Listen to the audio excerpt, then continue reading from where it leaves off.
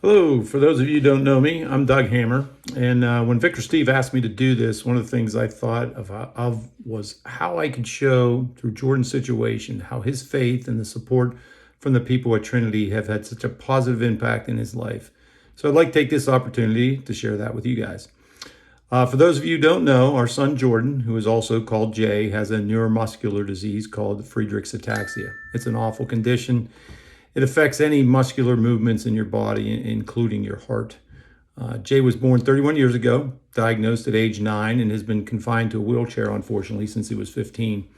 He started walking when he was 9 months. He jokes that he must have known he had to get all the walking in he could at an earlier age. We did notice an awkwardness in his walk and trouble with coordination, but he was actually a very active kid. He played deck hockey and all the sports at the Y for quite some time after his diagnosis.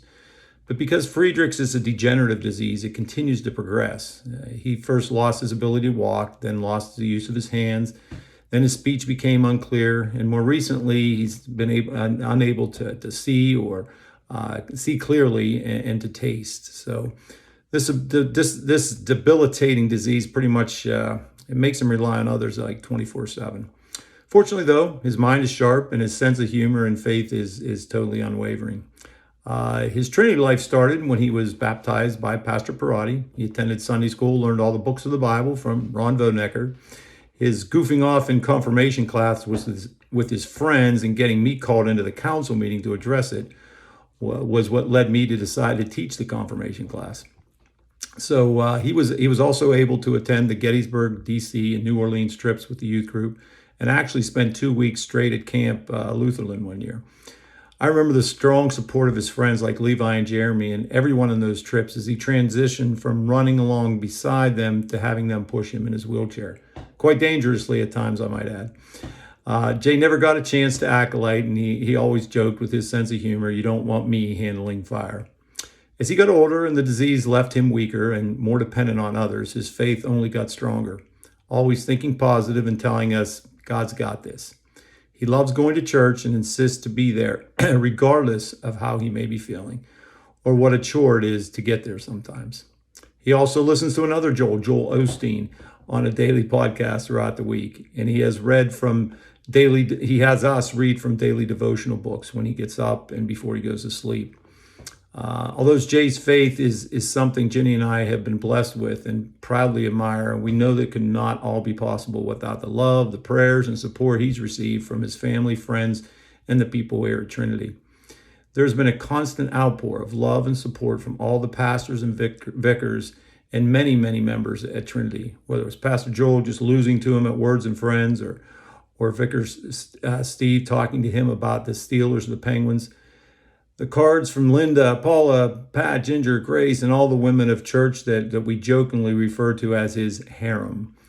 Sue and Bill Ocheski always send him postcards when they're away, and Bill's not even a member. He loves it when people come to church, will come up to him at church, and or at trivia night just to say hello or tell him how handsome he is. He definitely hears it, and if he could speak more clearly, I'm sure you would get a grateful and appreciative response in return. And I assure you, he is smiling inside and out. On his 30th birthday last year, I had mentioned to Pastor Joel that we were getting some people to send him a text on his birthday. Pastor took it one step further and let everyone at Trinity know. He got over like 125 texts and emails and cards that day, and many of them were from people at Trinity, even people who don't know Jordan or were no longer in Butler. When Jenny and I read them all to him that night, there were so many tears and laughter from all three of us. And I will never forget the huge smile on his face that just never left the whole time we talked.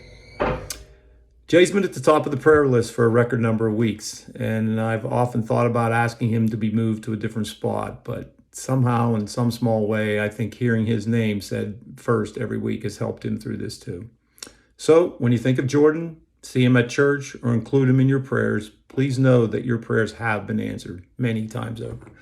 Jenny and I are blessed in so many ways, and in spite of his condition, Jordan has a way to light up a room with his signature, head tilted back, his whole body stiffened up, smile and laughter. And it makes it even more special when you know all that he's dealing with, and you know how much of it is attributable to his faith and the love and support he gets from God and the wonderful people at Trinity who truly are grounded and growing in Christ.